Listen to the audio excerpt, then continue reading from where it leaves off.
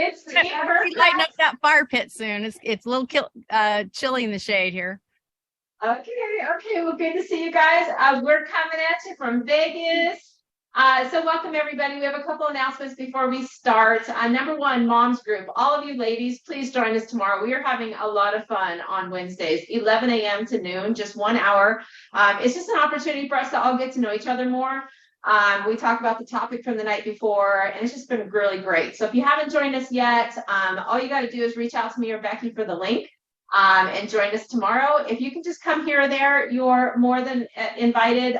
You can come every week, even better. But even if you can just pop in here and there, you are in good hands. So please definitely join us. And then Becky, with you today, I want her to share a little bit about kind of what she's doing to encourage a watch party in Tacoma in the upcoming weeks. So she, as you all know, that she always has someone in the background with her. She always has Deb. Sometimes she has Mylin. Bill's always there. He's just off camera. But she started to invite moms that are local that want to come join them to watch Solution Group. And so she was like, well, why don't we encourage a lot of people to do the same? So like we could have Snohomish County, we could have Melinda, Colette, Concha, all those ladies up north. Maybe one of them would host a watch party. Maybe we've got someone in the Lake Taps area to do one, Enumclaw. Maybe we've, all these different areas. So Becky, can you tell a little bit about what you're doing to make it fun? Well, what's not fun about a watch party? Anyway, we don't have a huge house, but we do have a huge backyard, and we have a fire pit. And, it doesn't have to be a big thing. You can just, like, we usually do pizza and a salad or something ahead of time. But if you don't want to do that, I mean, just, come and... Oh, Bill made a strawberry rhubarb pie. So if you live in Tacoma, you want to come to our house. So anyway, I would love for more people to come, be really fun. Everyone's been talking about how much they miss in-person Solution Group and how, especially for the new families, it's hard to get to know people if you'd never meet them in person. So, especially with Art and Angie down there in Vegas, just trying to think of ways for us to be able to connect and for people to get to know each other and still have time in person together. I love it. I love it. If you want to do a watch party, talk to me, talk to Angie, talk to Kristen. Yes. Kristen's probably on here too, right? Yep.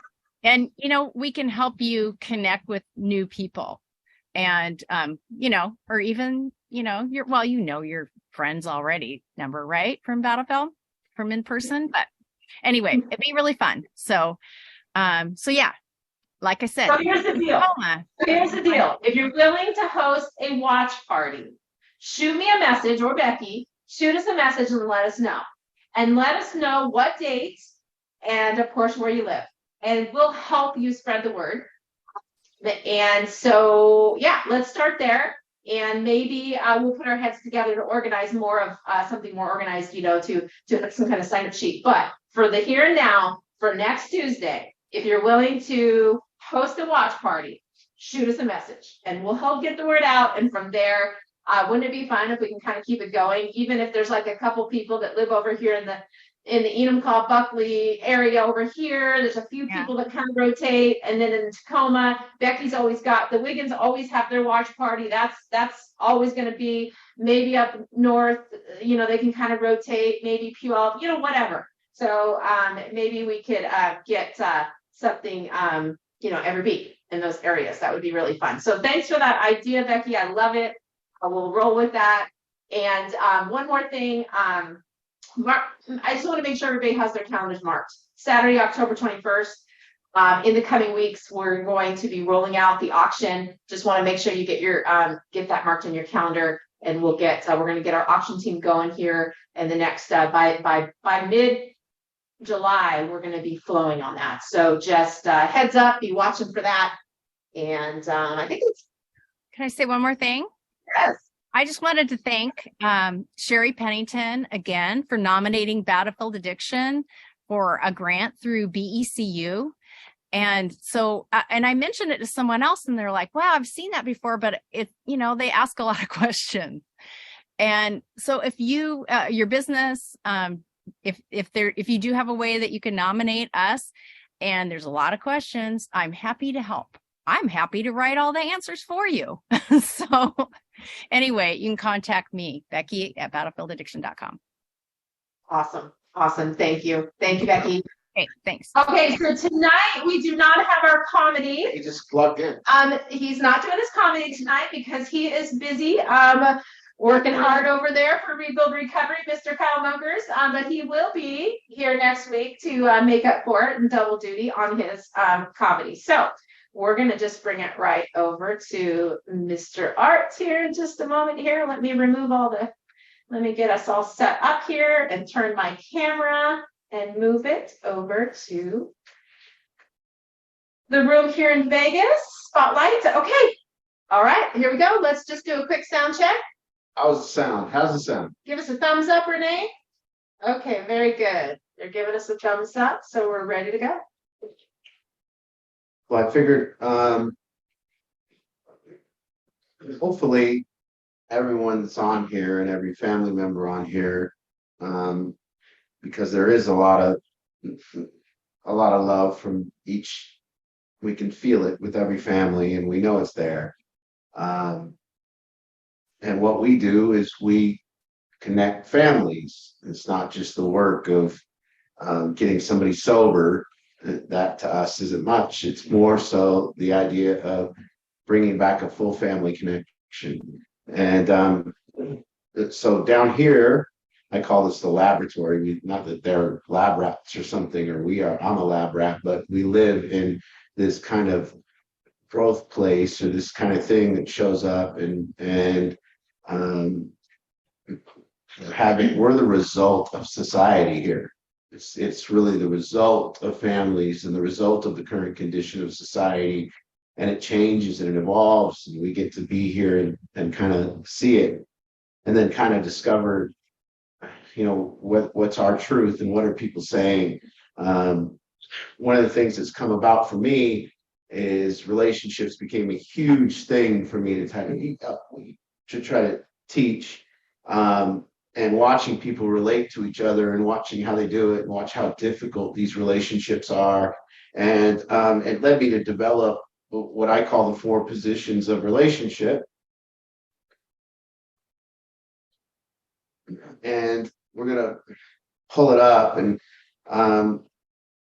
let everyone see it. And I think most people start out in position 3, and when they start out in position 3, that means that with my relationships, most of the time I'm just reacting to another person's behavior. I'm kind of protecting myself, I'm watching them, and I react to their behavior. This leads us down the scale till we get to a place where we no longer react to people, we wait to react. And actually, worse than waiting to react, you got a couple people. Hold on, we're waiting for a few more people.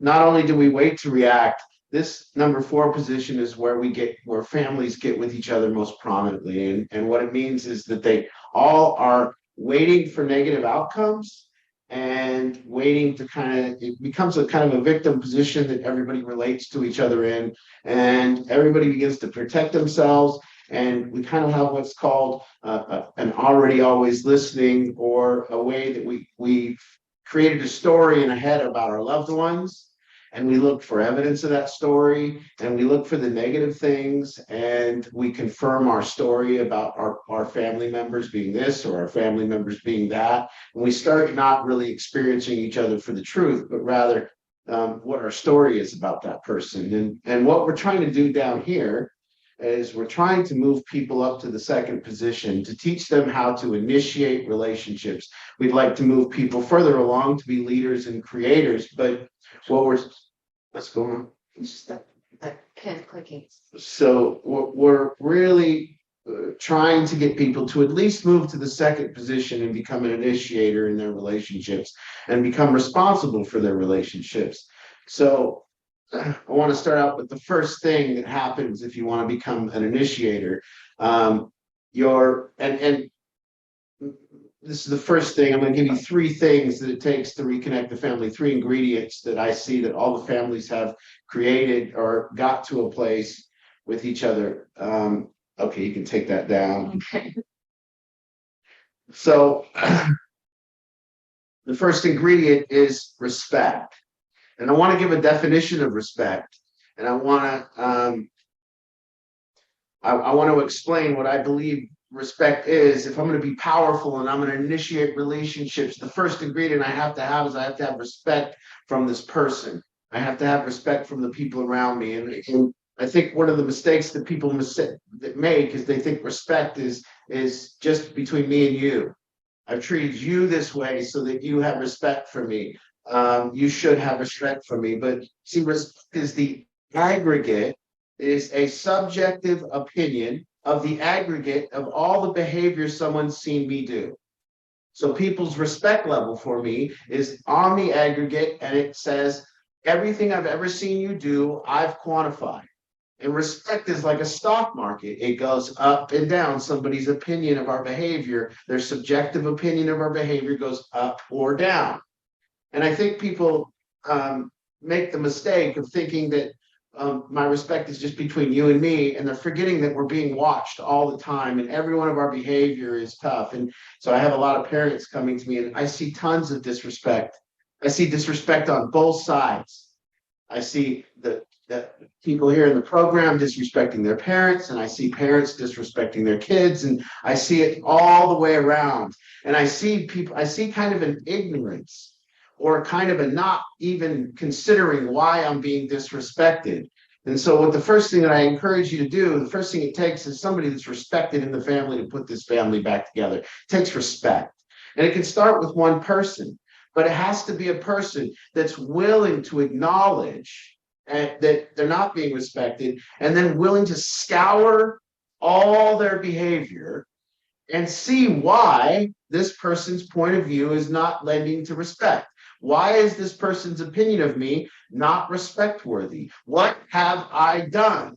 I've been doing this for a long time, and so far I've never heard a family admit that there's been cheating. I've never heard a family admit that I've never heard a family admit abuse, and I don't know if there is abuse, but I've never heard a family admit that. I've never heard someone say, you know why my kid doesn't respect me? Because I was abusive. Now, I don't know if it's true or not that that's happening, but I'm just saying if it has happened, well, then we can really kind of sum up why we're not having respect. Or if there's been infidelity and kids know about infidelity, then that's going to be lending to people not being respected. So we have to, a person who's willing to put their family back together, the first ingredient is respect, and it's a person who's willing to restore their respect by acknowledging all their behavior and by apologizing for it, by making it true, by saying everything that's happened and actually wanting to restore respect. So the first ingredient is respect. And that just takes one person to try to gain respect, but it's more, and it's better if everyone's trying to acknowledge and saying, this is what I did, but it's not necessary. It takes one person. We've seen this before.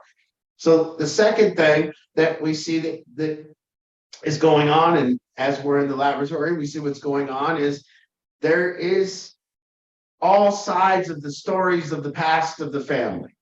And what we're seeing is a lack of what's known as, or what's called, an agreement reality.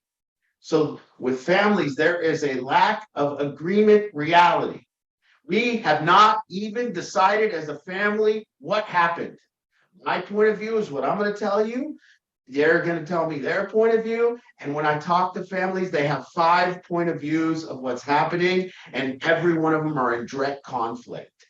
And we don't know who's telling. We don't know who's real.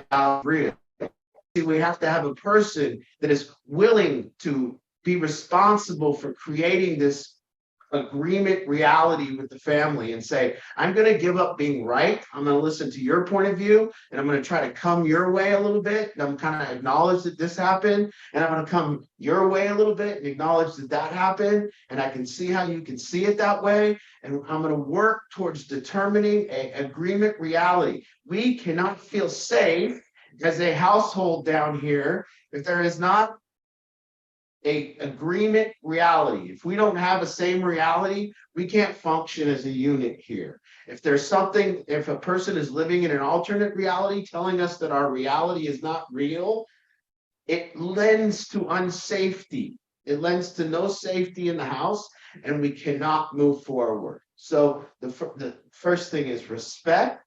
We have to respect each other. What that means is we have to have a high opinion of the other person's behavior. If we don't, it lends to a lack of safety. The second thing is actually an agreement reality, where we come to the conclusion what we're hearing right now and what we see from families is no agreement reality and bickering over what happened.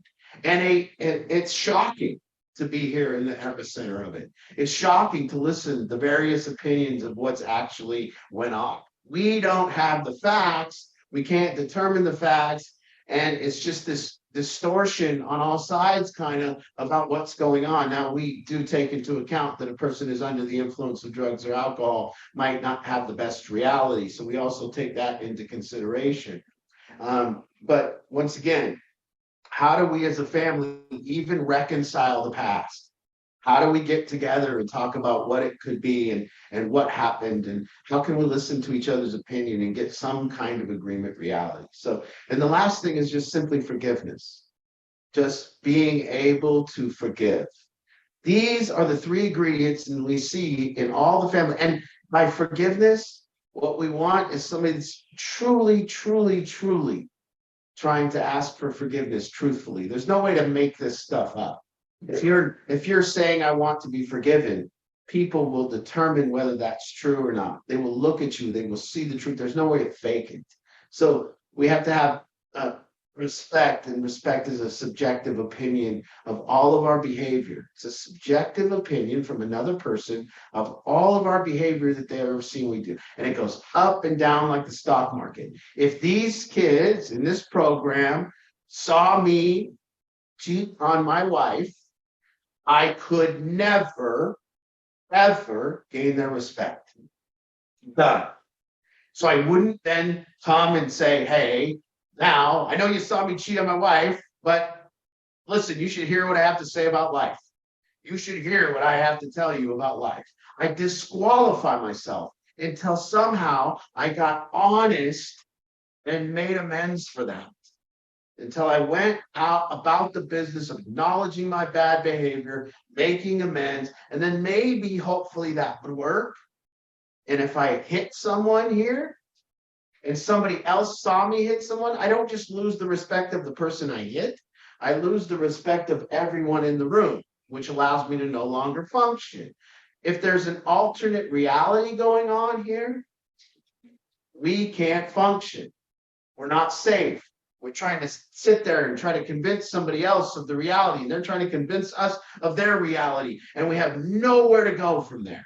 Nowhere. Just flat dead in the water until we establish some sort. And for me to establish a reality agreement, or an agreement reality, I have to be able to consider that the way they saw it is their truth. I can't just disqualify that. So then we have to forgive each other. We have to have respect for each other. And this is just how we run this house. And we have to have respect for each other. We have to agree on reality and have this common sense of, so there's no delusion. And then we have to forgive each other when we make mistakes. And to keep my respect with people, I have to acknowledge when I made a mistake. And they have to acknowledge when they made a mistake. We have to acknowledge to each other we have made a mistake. It's very rare that we're seeing families get together and acknowledge their mistakes. To me, every single person on all sides of this thing, what we hear is people explaining stories to us as innocent bystanders. It's like they're not really there, and they didn't do anything. A lot of these kids explained to me that they were sitting on their bed reading the Bible, and then somebody came and hit them or something. And I don't know if that's true, that they were sitting on the bed reading their Bible when they got. I think maybe there was some other things going on, and I don't generally hear somebody tell me, this is what I did, and then this is what happened. This is what I did, and then this is what happened. It's more, they did this to me. Well, what'd you do? Well, that's not important. So be coming to a place where we can get to these things. So I like that. I like to see these ingredients have been in action in every family, whether it's Renee's family or what other family that's been through this process. I'm just seeing Renee. There's not many, but I see her right now, or Denise and Anthony, or whoever it is. The Stampellis, whoever has went through this process has somehow got to all these ingredients, and I'm just kind of delineating how it happened. So I want to lead a discussion and talk to this weird thing that's happened. And I know drugs and alcohol has an effect, but we're also it's not just drugs and alcohol. There's a real conflict of what's happened here. And we're sitting here trying to put this back together, but we're hearing such conflicting stories. It's very tough sometimes. And that doesn't mean that we're sitting here trying to blame. We're not. We're sitting here trying to come up with an agreement reality for y'all and trying to be able to connect that so we can move forward. So and the first thing I want to do, so agreement, reality, respect, and forgiveness is how we connect the family back together and how we stay functioning. But little intermission, I want to see Daniela up here. Yeah, Daniela. Daniela, if you can turn your camera on, I can put you up here so I can see you. I can't do it without your camera on, but we would love Hi, Daniela. There, let's can we get you unmuted too? Oops. Oh, did I unmute it? Hi, Daniela. Can you hear me? Say hi, we miss you, Daniela. Okay. Miss you. Oh, we can't hear you. She's muted again. Nope. Here we go. Can you guys hear me now? Okay. Hey. She's wearing a sweatshirt. Well, I just wanted to take a little time to compliment and let you guys know who this girl is. She's a 16-year-old girl that came into our program about 6 months ago. And of course, having some difficulties and been through some stuff. But I don't know about how she's doing. I mean, she's doing great with that, but I more want to just talk about what kind of person she is.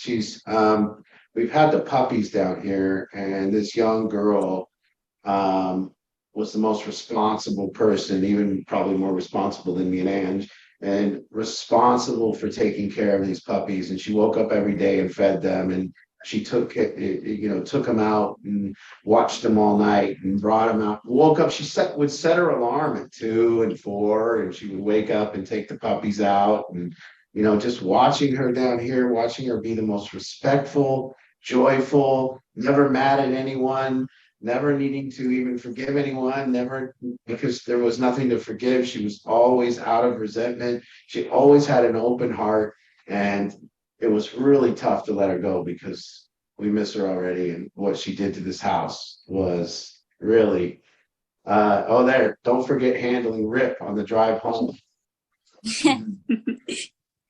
Yeah. So we're so proud of you, and we miss you. Thank you. I miss you guys too.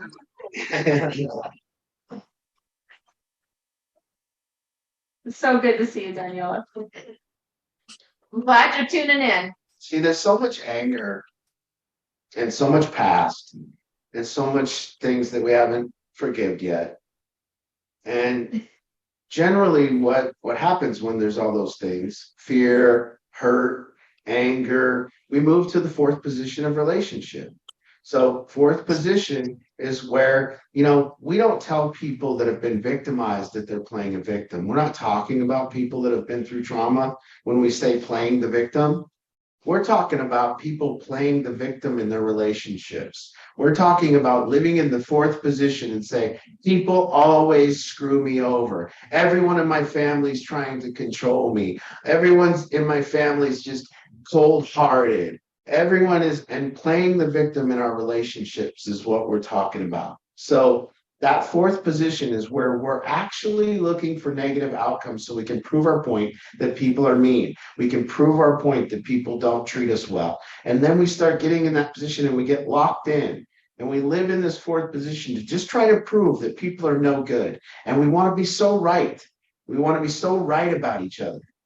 And see this process of, and it started out, we were just reacting to each other, but we saw over time that we started focusing on the things the person does wrong. And we started expecting them, and we started enhancing them, and we got to a place where all we wanted them to do, where if you got real honest with yourself, you would start understanding that you wanted people to do wrong to you so that you were satisfied about their wrongness.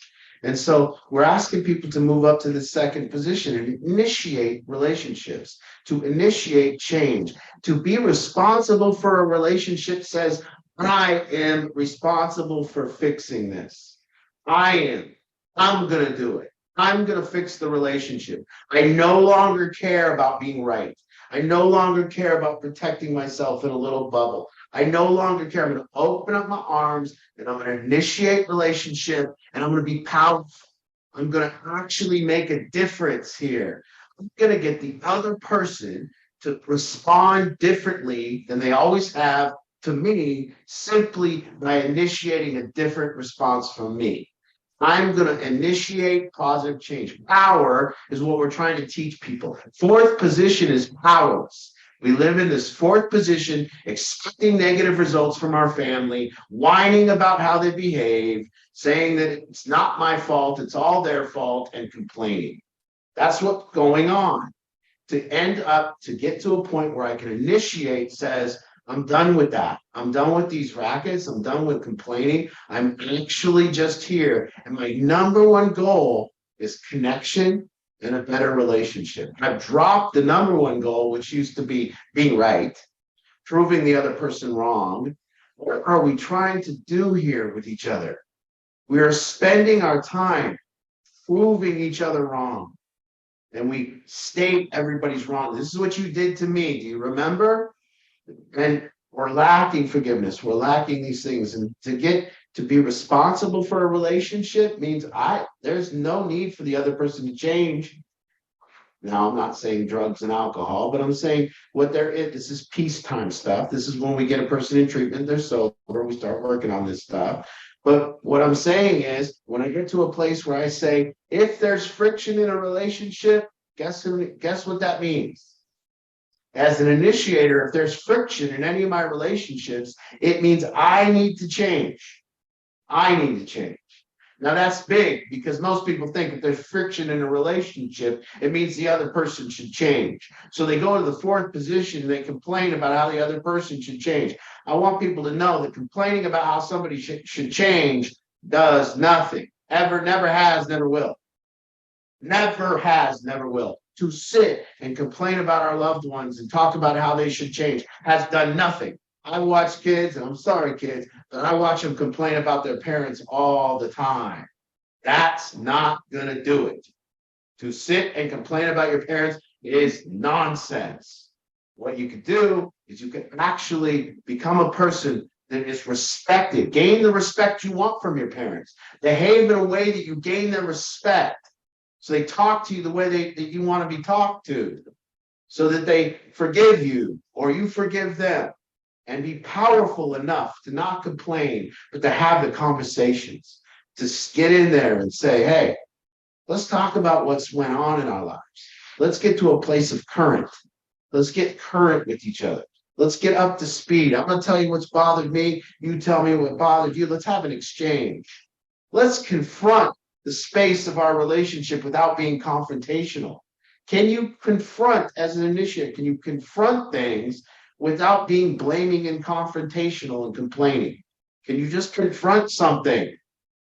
And it's very sad to watch folks get in this fourth position and live their life, because it's not just with one person. We see when a person starts operating in the fourth position, they do it with everybody. They relate to people. They relate to their boss this way. They relate to their spouse this way. They relate to everyone from this position, getting to a place where I cannot relate to anyone without being a victim to them. And by the way, we're not talking about being a victim when you get traumatized or hurt or abandoned. I'm not talking about that. I'm talking about living like a victim in your relationships and having no power. Complaining negates power. People think it's powerful. People think complaining is power. I don't know how we've got so far off track. If I could point out how wrong everyone is, I'm powerful. No, you're not. You're a victim to everyone. You're not powerful. Power is when I can make a difference, when I can inspire people to behave differently around me, when I can inspire people to be positive around me, when I can inspire and change what happened in our relationship, and I can turn the corner, and I can actually feel what it's like to initiate change in a relationship, to change as a human being, so that I can then initiate that change in a relationship and then see the results and taste it like caviar. Look at what just happened here. I changed, therefore they changed. I got more positive, they got more positive. I began to stop blaming. You know what they did? They started taking responsibility when I stopped blaming. When I stopped blaming them, they acknowledged what they did wrong. But when I blamed them, they defended themselves and they never acknowledged anything. And we were in a stalemate. So we have these families, all of which are stuck in this fourth position. There's a stalemate. You did wrong, you did wrong, you did wrong. Let me tell you what you did wrong. Let me tell you what you did wrong. Let me tell you what you always do. I love that one. You always. It's because of you. If you're saying that, you're saying people always do this. That's not true. It's not true. They always do it to you. Why? Why do people always do it to you? So establishing an understanding that if I am treating a person a certain way, everyone's watching. So if I have 3 kids and I treat this one a bad way, the 2 other kids acknowledge that and lose respect. If they see you treat the kid good, they go, oh, it's safe. That's my parents. So I'm not blaming parents or anything. I'm seeing it on all sides. I'm just saying, I know everyone's sitting here in the fourth position, and what we're looking for is initiators. And if you become an initiator, the first thing you're going to do is you're going to measure how much respect you got, because you're going to try to make a difference, and people are going to go, I ain't listening. And when they ain't listening, that's because the stock market is low, and they're not picking up that stock. And so the first thing that an initiator has to have as a weapon is respect. And respect comes in all kinds of forms, but I need to get it. If I don't have respect, I can't initiate the relationship. And the way that I restore respect is I've acknowledged what, if I don't feel I have the respect, I look at the aggregate of all of my behavior and I look down on top of it and I say, where did I lose it? I used to ask a question of families, when did you lose the right to govern? And at some point we lose the right to govern. Well, they overthrew the government. That could be the case. And I'm not saying it is in all families, but in some families, the kids have overthrown the government. They will no longer be governed by these people. And so we need to look at why. We need to acknowledge truthfully what's happened here. All sides. And even if you're a kid, you say, well, my parents lost my respect. Well, why don't you get their respect? It's nothing if you've lost respect for your parents, but they don't, but you don't have their respect. It seems to me, if I behave really well, and somebody else I've lost respect for, it seems to me if I behave really well, they would still have respect for me. But if I begin to behave poorly with them, now they lose respect for me, and I've lost respect for them, and we're both nowhere. So then what do I got to do? Well, I got to gain my respect back. Well, how do I got to do that? Well, I got to acknowledge what I did wrong. I got to point out, hey, this is what happened. I can have all the respect in the world from these kids, but if they see another woman pull up or they see me out in the driveway doing drugs, and then telling people not to do drugs. A lot of parents smoke weed. Geez, when I'm a kid, if I caught my parents smoking weed, that'd be the license to steal. Dad's smoking weed, guess what? I can do cocaine. And he can't tell me shit. Ain't nothing gonna, you ain't gonna tell me nothing. So we're looking. People are looking. Well, if you don't have a family now, and you're gonna raise a family, if you're gonna have a household, if you got a tribe, if you're going to have a tribe in your life, you need to understand these 3 things: respect, forgiveness, and agreement reality. And if we don't establish all that here every day, we got nothing, and this breaks apart. And we can't group with each other. We can't function. And it's tough because you got to give up being right. That's all you got to give up. No one wants to do that. We would rather be right than happy. That's true. Okay. Let's get some questions, some comments, a discussion. All right, so we've got plenty of time, and if you're new out there, there's a raise your hand feature on your device. I just raised my hand. You can raise your hand like that, or if you cannot figure out how to do that on your device, no worries, you can unmute yourself. You can say something in the chat, get our attention somehow, and we will get you. So let's first go to Renee. Let's get you unmuted. Hey. Art, I love this topic. Oh my goodness, I love it. Because you know why? It makes me uncomfortable. Because I think as parents, there's a point when our kids are younger and we can't be completely open with them about everything because it's just not age appropriate, right? But there comes a point, and I don't know, and I'm not saying to hide things, but I'm just saying, like, I'm not like full open book when they're younger. And then it's this transition age. Like, at what point do you, I mean, I believe in being candid with my children. I think I am very candid with them, but I can see how some people can't make that leap because they keep feeling like, well, that's my kid. I'm going to protect them from this, you know, seedy stuff that I'm doing or whatever. And we're just like fooling ourselves as parents, thinking that the kids don't know what we're up to, because there is a point where they watch you. They watch everything you do. They see everything, and they know. I know. And I'm wondering if I had to write this down, but I'm wondering if there's just some parents that are just not self-aware of what they're really doing. Like the little things that they do, like they might lie or, you know, tell a little lie and their kid hears it, or I don't know, whatever it is they do, talk about, gossip about their family or friends that they don't like, but they pretend they like them or something. And the kid hears that and witnesses it. Like, I wonder if there are people that they're just not aware of what they're showing, you know? Yeah, I think that's probably a big one. You know, you take your kids, you go over to another family's house, you hang out with that family, and then everyone gets in the car and maybe a discussion about how bad those people were or what they did. And then that is learned. And then, you know, we learn that lack of integrity, and we learn that lack of that two-facedness. And that could be a case of just, and all we're saying, not saying, my answer to this, to you about kids being young and protected, I don't know about that one. I don't have kids, so I don't know what I would do. But I hope that I'm able to be truthful with everything and never hide. But again, part of the problem with that is that I believe parents should be 50 before they have a kid. Because, you know, at 50, you might learn not to do those things. But if you do those things, you're probably gonna have to hide it.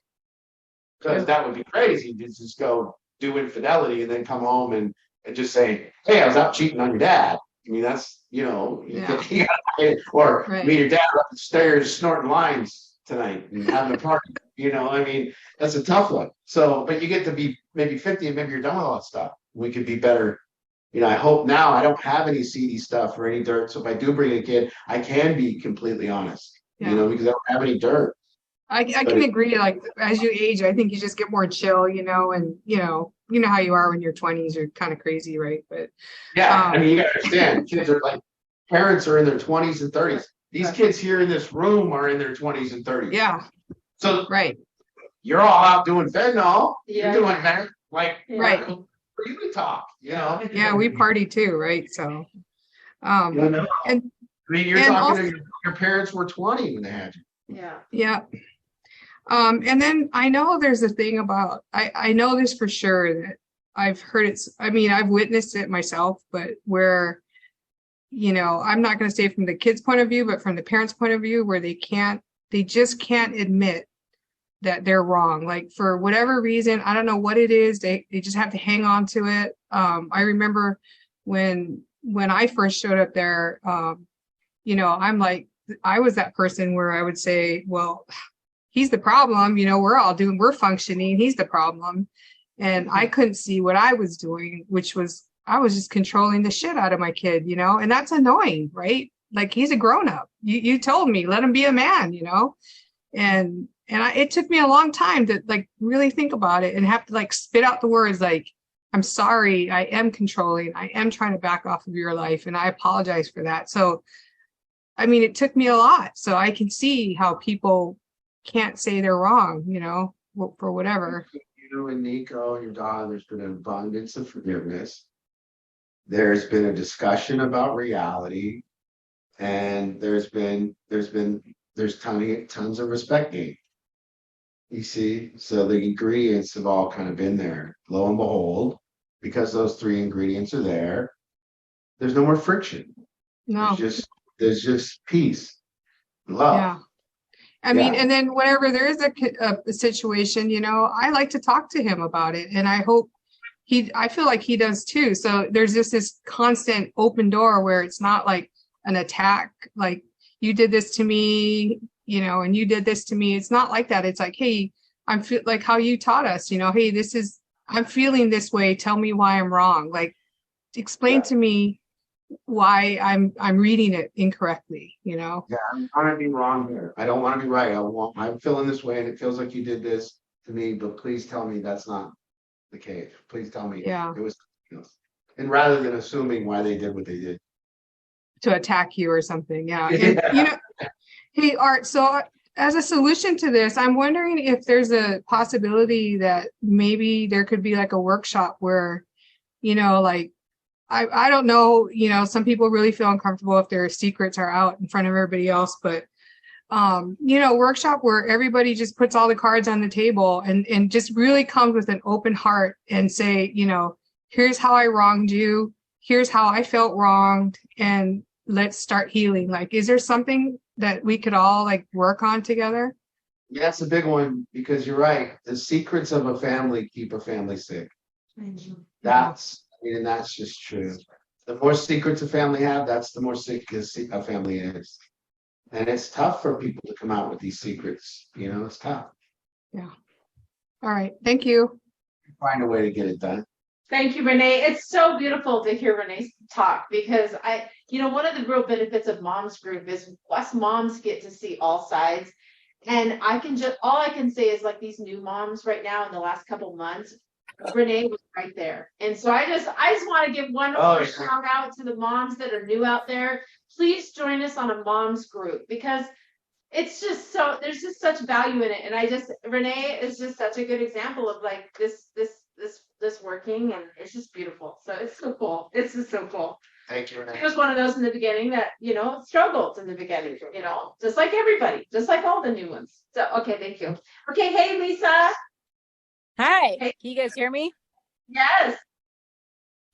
All right, so I'm a fairly outside of the box parent, I feel. So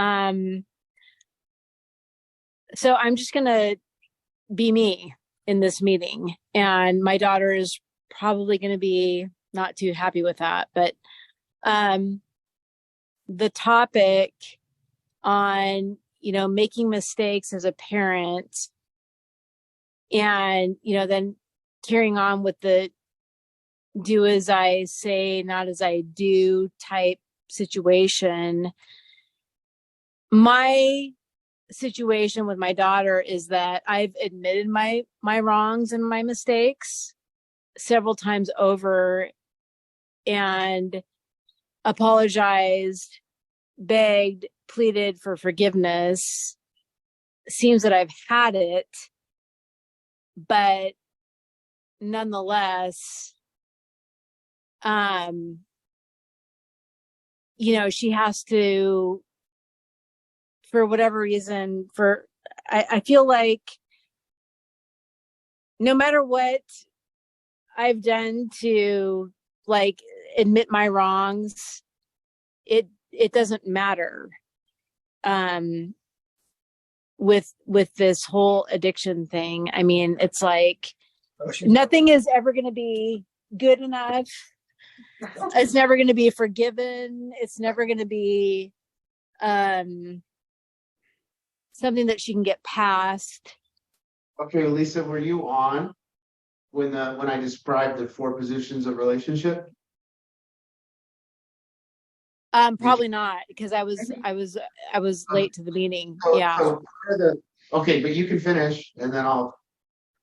Well, I don't know if I need to finish. I mean, this is where I'm at. I feel like I've been in a place of futility because all I want is my daughter to be happy and living a happy life and being with great friends and, meeting somebody wonderful because I think she's wonderful and having an awesome life. But because of the mistakes I've made, even though I've admitted them and apologized and tried to make things right, it doesn't matter. It just doesn't matter. So what we're teaching down here, and I'd like you to know, and I can go over it really quickly. Put it up, and so we're teaching what's called and this is me. You're not going to find it in a book. This is what I developed over time, and this is what I saw. This is where I saw families relating to each other. As it starts out, most families start in position 3, and they react to each other. They move on to position 4, where families and each person in the family become a victim to each other. And they wait for negative outcomes to prove that the other person is like they say they are. And we end up living in these 4th positions and becoming victims to each other. And what I'm trying to teach down here is I'm trying to teach the kids to go into the initiator position. I'm trying to teach them to initiate relationship. So what that means is, as an initiator, I come to a place where if the family isn't working, if my relationship isn't working, then obviously I have to keep initiating, and I have to first determine why I'm not getting the respect I deserve, and then I have to keep initiating different approaches to get that. And it never, ever, as an initiator, if I stay in that position, it never lends and it never goes on to how the other person needs to change.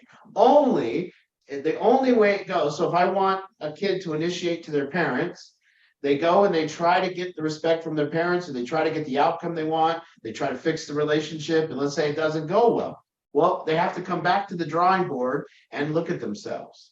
And I'm requiring that. I'm saying, well, if it didn't go well, that's you. And this is tough for people to take on, to stay in we've learned as people, this person needs to change. And if I stay there and there's conflict in my relationships, surely it's not me. Surely it's the other person. They need to change. And we stay there, but there's just no value in that. There's no value in talking about the defeat. There's no value in talking about any of it. The only value is in strategy. What is my current strategy? What am I doing? And I never give up. I'm here to fix the relationship. So, yeah. So anyways, for all of you, staying in the initiator position in a relationship, to live in the 3rd position, what it does is it only makes you grow. You might not fix the relationship, but you will grow. You will absolutely. By staying as an initiator, the focus always stays on me. Once that mind goes, they shouldn't be doing that. They shouldn't be doing that. Once that mind goes over there, you're in the 4th position. Now, I'm also claiming that living in the 3rd position or 2nd and 1st position are the only positions of happiness. That living in the 3rd and 4th, reacting to people in my relationships or waiting for negative outcomes so I can react and prove that other person is wrong, those are the positions of unhappiness. For some reason, proving other people wrong has become our substitute to happiness. This is what we now do. We get satisfaction if our friends show up late. I heard somebody the other day, they were here and they go, my friend always shows up late. They're late for everything. Have you ever called them before and reminded them? But see, people get to a place where they're waiting for their friend to be late so that they can prove that their friend is always late. And that's a small example. But when we create a story on somebody, guess what? If these kids tell me their parents are very controlling, guess what happens? They look for ways their parents are controlling them. They look for why their parents are controlling. Why are they looking for why their parents are controlling? Why aren't you looking for why you're being controlled? Why do you have to be? Why aren't you in this thing going, look at me, I'm being controlled by my mother. I'm fucking 30. Why am I being controlled? Oh shit, I'm out of money. Oh shit, I can't support myself. Oh shit, I don't have my own place. Oh, I can't even tell them to screw off because I need them to send me money for cigarettes. That's why you're being controlled. You can easily become an independent human being and tell them to fuck off forever. But you can't because you need them. Then you're wondering why you're being controlled. What is the value in that? What is the value in wondering why you're being controlled? Look, actually figure it out. Hey, I've done some things wrong here. People don't trust me. I don't have any money. I don't have my own place. Well, deal with it. Independence. Guess who doesn't get controlled? Independent human beings. They don't get controlled. Be strong enough as an independent human being. You can't even be controlled by your boss. You have enough money, your boss can't even control you. You can go in and go, I don't want to be here today. Later. Now, if you go to work and you're living paycheck to paycheck and your boss is a dick, guess what? You can't quit. Now your boss is controlling you. But you go to work, you got 100,000 in the bank. He tells you something you don't like. F you. I'm done. Independence leads to no control. That's the only thing that does. All right. Who's next? Second position. I initiate, it doesn't work. I fix myself. I initiate, it doesn't work. I work on myself. I initiate, it doesn't work. I go back to the drawing board. What was wrong with my approach? What was wrong with my respect level? How come they're not picking up what I'm putting down? How do I reach them? What do I say? How do I ask for forgiveness? How do I truly show them my heart? Initiator, you have to have an open heart. How do I truly show my heart? Maybe people said, I've said I'm sorry for things. Have you said it in a way that mattered? I don't know anyone that's heard a massive, heartfelt thing and said, screw up. Maybe sometimes people can be very hardened and it's rough and you can't apologize and give everything and they tell you to screw off. But that's rare. When we find ourselves in a place where we're truly apologizing, people love that. So I don't know. But I'm just asking people to look tonight and say, any time you're happy, you will never be happy in the fourth position, but it'll look like you're happy because you're right. And being right can be a substitute for being happy. And I think we've even went so far as a society to say being right is more important. Being right is more important than being happy. I need for my version of what's happened in our family to be true. I need it. I need for my version to be true, and I need their version to not be true. All right, who's next? We can call on people.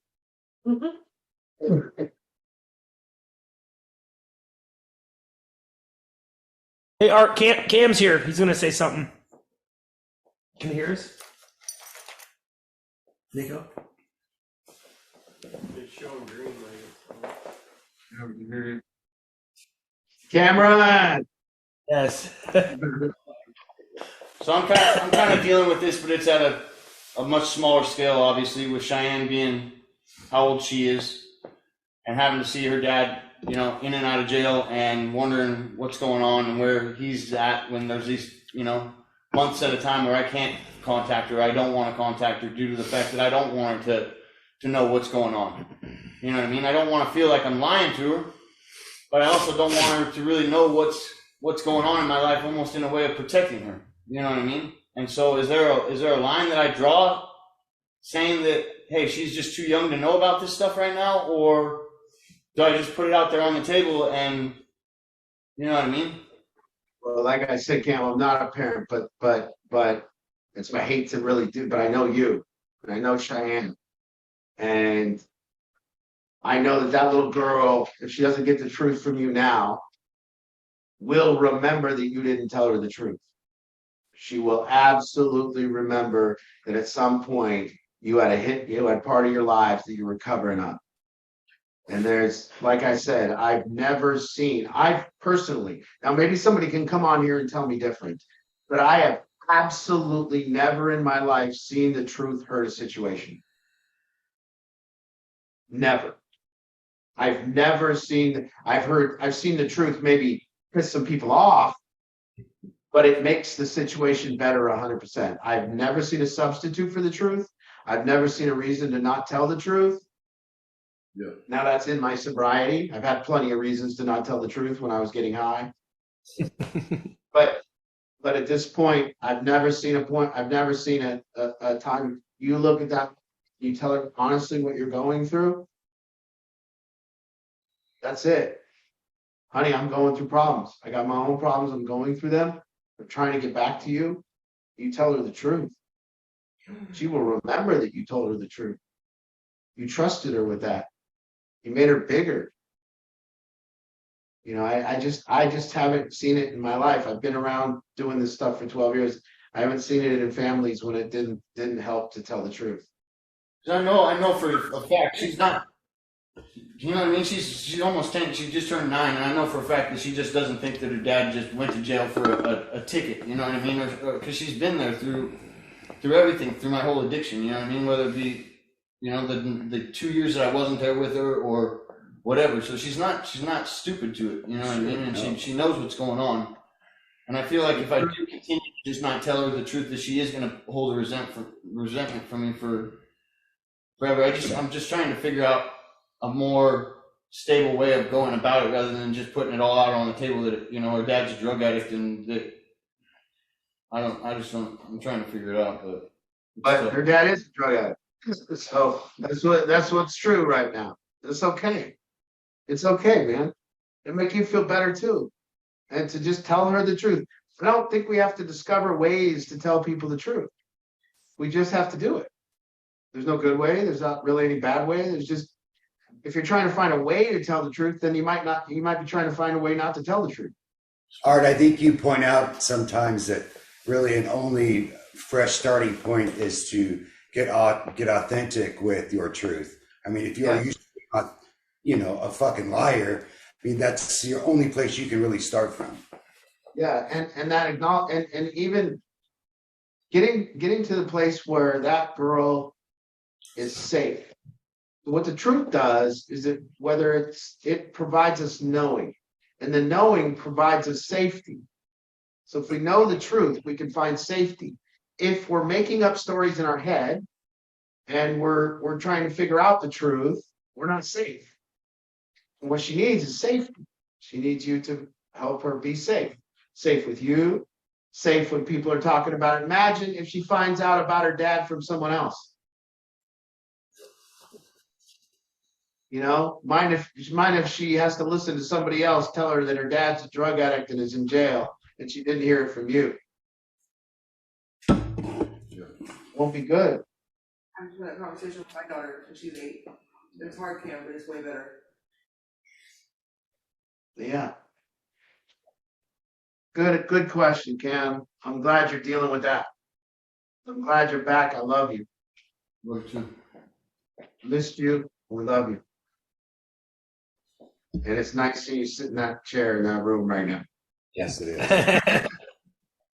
No matter how bad we can't stay mad.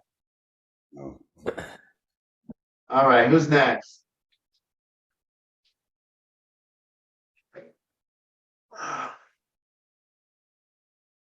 Denise, do you want to share? I don't know where her screen is because I think her camera's off, but she's typing in the chat. Anybody else that wants to share, just say something in the chat or unmute yourself.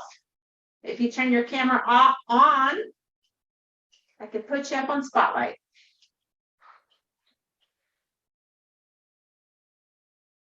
You see, to have love, honestly, there is a couple ingredients that have to be there to have that moment of experiencing love with our loved ones. And the first one, I'll get Jessica's next. The first ingredient is truth. We can't love someone if we don't know the truth about them. It's impossible. And if we don't feel the truth, we can't love. And the second thing is presence. We have to be present with the person, and we have to know the truth. That safety allows us to meet the other person and experience love. If there is no truth or there's no presence, there's no love. So love is when truth and presence meet, and it's calm, and we get to experience love with each other again. Now, if there's questions about what the reality is or questions about what the truth is, and we're trying to love each other, never gonna happen. Or if I'm on my phone trying to look somebody and find love, I've never seen a person find love on their phone. It won't be found there. So we have to be looking in each other's eyes. We have to be present with each other, and we have to have the truth known. So, Jessica. Yes, let's get you unmuted. Hello. Hi. So, in listening to the discussion about apologies, my first reaction is that there could be hesitation about apologizing when perhaps there's something that, can be attributed to you, but the other person attributes a lot more to you. And that if you were to apologize for the thing that's true, that would potentially, the concern could be that gives them license to make the whole, make much more your fault. And so I guess my question is, given that concern, would you still say, make the apology and then receive the avalanche because it's ultimately going to be better for that person to blame you for more things?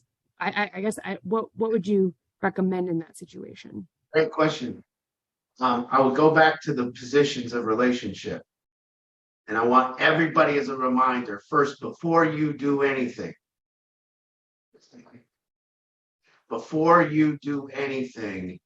are you doing it from the initiator position, or are you doing it from waiting to react? So let's say you want to do an apology, but you're waiting for the experience of them because you've already predicted how it's going to go and you already know how it's going to go. And so now you're going to apologize from the fourth position, expecting this avalanche. Well, it'll come.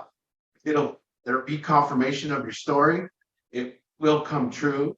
You're going to look for evidence of them doing that. You'll find it. So my answer is, start out in this initiator position.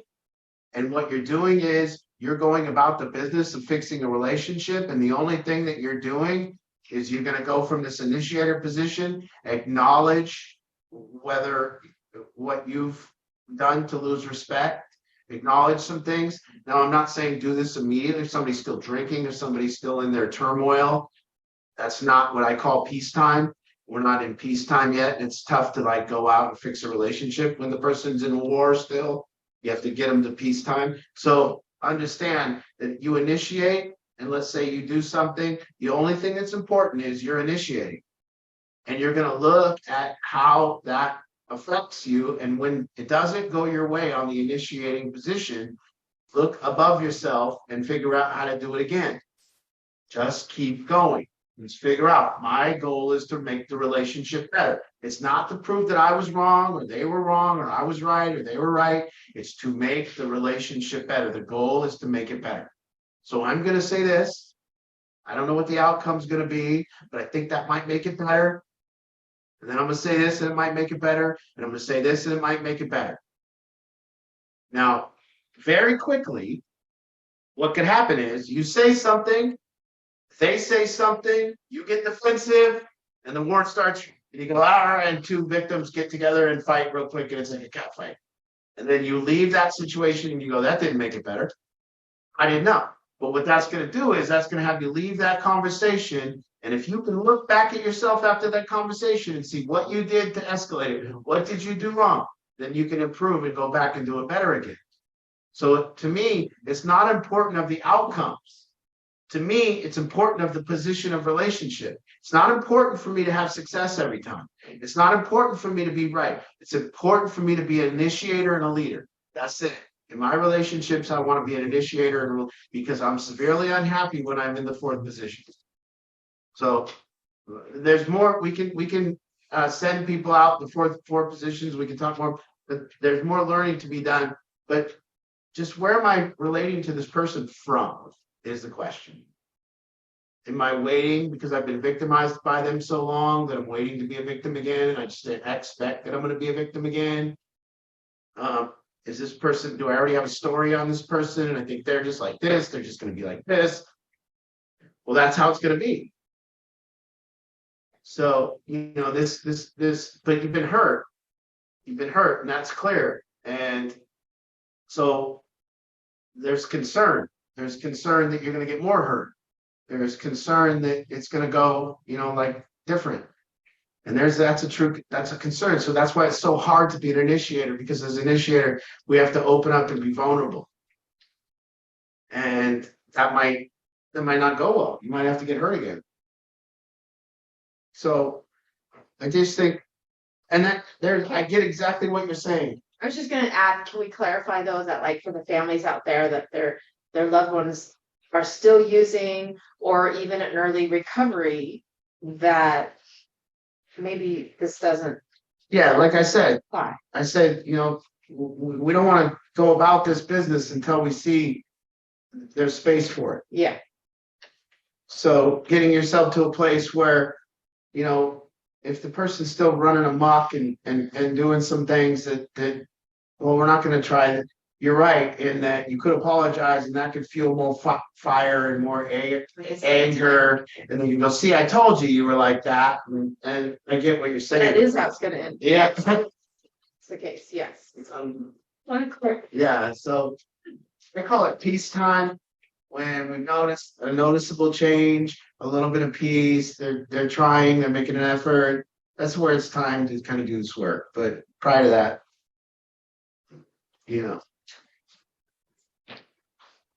Okay. Thank you, Jessica. We got Doug or Carrie.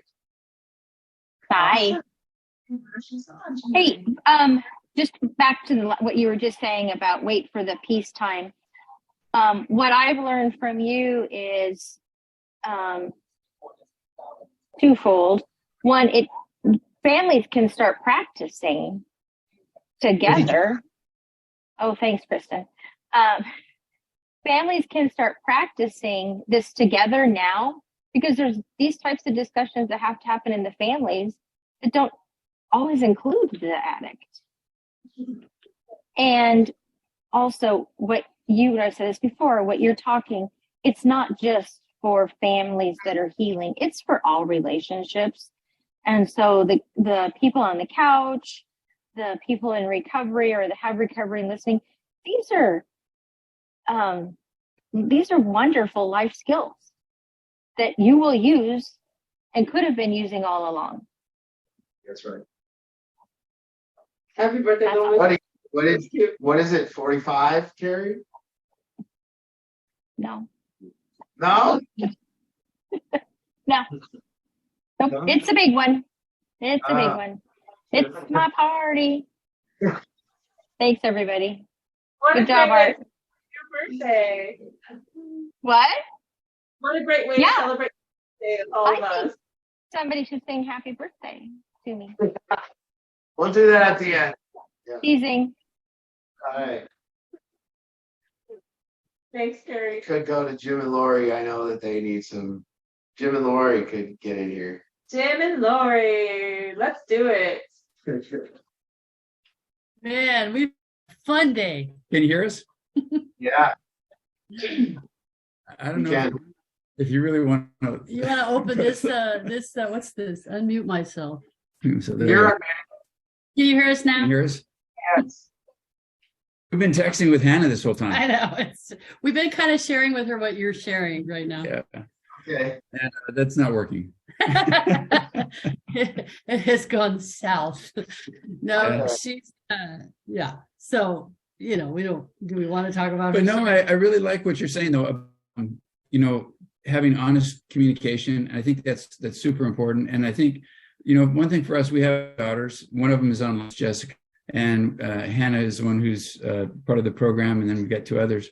But the fun thing about Four Daughters is you get kind of a cross section, a little bit of everything, and so the whole thing about some people are more black and white, and some people are more gray, and the black and whites are like, you said this or you that, and I'm gonna, you have to make up for that. And the other ones are like, hey, if it works, it works. If it doesn't, it doesn't. It's okay, whatever. And so I just feel like the communication guidance that you gave it, and I really appreciate it, but I feel like it's going to be how you apply it's going to be a little bit different depending on the kind of person that you're dealing with. Because the black and whites are like, no, you did this and you're wrong and you have to make up for that and blah blah blah. I don't know. Do you feel that some you would apply it differently to different people? Yeah, I guess that's the key of being an initiator. Well, I mean, one of the keys of being an initiator is know who you're dealing with. Know and know what you're getting, what kind of, if that person lives in an abstract way, or do they live in a concrete way, or what is it? And that'll alter my approach. We got to have an approach that fits the person, and we got to know, as an initiator, sometimes you're going into a scared dog. Like when you have to go to a scared dog, you walk easy. Then sometimes you go, and you make sure you don't scare them anymore. And then sometimes, those are the mistakes I make. Sometimes I go in rough on a person I'm not supposed to go in rough on, and sometimes I go in too hard on a person I shouldn't. Then sometimes I go too soft on someone. And so one of the things I always say about being an initiator is it becomes very, very, very daunting, because you're always considering how you should be. And you're considering that. And one of the biggest considerations of being an initiator or a leader is, how do I be to do that? How do I be to accomplish this? And the beautiful thing, if you stay an initiator and creator, if you stay in those positions, you stay above yourself. You're out there being. How they're being is just something that you have to take into consideration to then watch yourself, so that you can decide how you want to be. And but most people are stuck in how they're being, and they're fixated on how that person's being. And then that just turns into a complaint. Well, they're like this, and they're like that, and they're like this, and they're like that. They know they're going to do that, and they always do that. They're just going to do this when I do that. And that's not it. See, I know they're like that. I don't want that result. So if I am like this, I can prevent them from being like that. If I'm like this, I can prevent that. So that makes us grow from these positions, because we're always trying to find out how we should be, to have the best approach, to make the best connection and the best relationship. And we're no longer interested in being right about the person. In fact, we don't want those results that we're talking about. We want results that are different. So if we go and if we just approach them and tell them, well, this is how you're wrong. That's not an initiator. That's just a victim in the making, So right. I think the positions are so important, and I don't, and like I said, it's very difficult for people to remain as the initiator, because you get dominated by that other person, and it doesn't go your way. And now you want to be a victim, and you want to complain about them, and you want to vent. You can do that for a minute, but then right back to strategy every time. Beautiful. Thank you. You You guys are in the heat of the battle, and you're sitting there and you're holding each other and your daughter's on. This is what Battlefield is all about. Whether it's going good, I always tell people, if it's going really good, don't worry. That'll change. If it's going really poorly, don't worry. That'll change. That's all I'll say. Thank you. It's all part of the path. Sherry. Thanks, guys. Hey, Sherry. Oops. Hey. So one of the things I think I've noticed through this whole thing is you get to intent and humility, right? And so if, like, for the sister, is your intent when you're talking when you're starting that conversation? Is your intent coming from a place of, hey, I want to rebuild, right? I want to rebuild this relationship. I want to rebuild this friendship, things like that, right? So what's your intent? What's your basis of intent for the conversation? And sometimes those, I mean, you go in with the right intent and you epically fail. And then you kind of have to go, it's like, okay, shit, that didn't work. Right. And then and for a parent, then there's also the humility piece of, you know, like, okay, you know, when our son first came back home, we had to, and this I think is relevant to Daniela too, is she's going to have to reinvent her relationship with her family too. And so you have to come from, I think, a position of humility of, look, I'm trying to learn how to do this again. Let's learn how to do this together. Right. And that was something that I think was really helpful for us to understand when our son came back home, to say, it's like, look, you know, when you were here last, I did not trust you for anything. We have to rebuild this. Let's rebuild this together. Right. And coming from that, it's that intent, the place of, I want to rebuild this with you.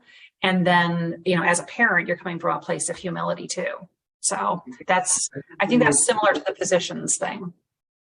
I think the most powerful words, Sherry, that are very rarely said, just is how powerful would it be if a politician would come out and say, I don't know. Mm-hmm. Yeah. I don't know. How powerful is it in a relationship if someone can say, listen, I don't know about me, I don't know about you, I just want it to be better. Mm-hmm. And it's just so hard for people to say, I don't know. You know, sometimes people ask me something and there'll be a kid in the program or a parent or something, and I don't know the answer. So I'm thinking if I could get to Google quick enough so that I could just, you know, or they'll be like, you know, have you ever read this book? You know this author? And I'm like, can I get to Google and tell them I do, you know? But, you know, the words I don't know are so tough. Yeah. You know, I mean, we've taught since a young age. Yeah. And for the people who are kind of like going through it right now, that's part of there's a lot of this. It's like, we don't know what the hell we're doing when we're going through this. Right. So there is a lot of humility that comes with that, of like, look, we're figuring this out, you know, and it's like, as our people, as our humans that we love are getting healthy, we as parents then are also trying to like figure out how to communicate with them and figure out how to trust again and figuring out how to do this. Right. And we just don't know what the hell we're doing. Right. So. Yeah. Beautiful. I think that Sherry and Guy are prototypical, but no, prototypical people. She's not just preaching. She actually has developed, they have developed a remarkable humility. Yes. You just did. And you came from a place of I don't know every time. And what a strong place to come from, you know, really. Well, and what's cool is then it applies to your relationship too. I was pissy about something yesterday and he called me on it, and it was one of those things where he's like, look, my intent was not this. And I had to get over my pouting about, you know, my thing. So it's beautiful in relationship, in your couple relationship, but then also with like sisters and, you know, kids and parents. It's just, you're not always in that place, but you just kind of have to go into it knowing it's like, I don't know what I'm doing, but I'm doing the best I can. You know. How long have you been married, Sherry? 25 years, 24 years, 24 years. You've been wrong for 23 years, and then you met me. Well, I fixed her, Guy. I fixed her. No love. No, I was wrong. Another plug to Mom's Group tomorrow. Another great reason to join. Sherry's always on, and it's just a great opportunity to get to know Sherry personally. Mom's, she's just great. So join us tomorrow, 11 o'clock. Oh. Mom's is off the hook. Just saying, we get real. Yeah. It's time to close. All right.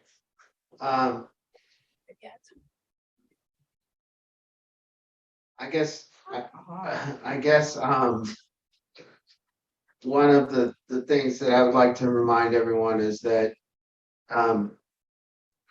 when we are failing as a family, failing in relationships, relationships and family, if we're failing, it doesn't matter who caused it. It doesn't matter who's causing it. On paper, we're failing. On paper, we're not getting along. So where do we go from there?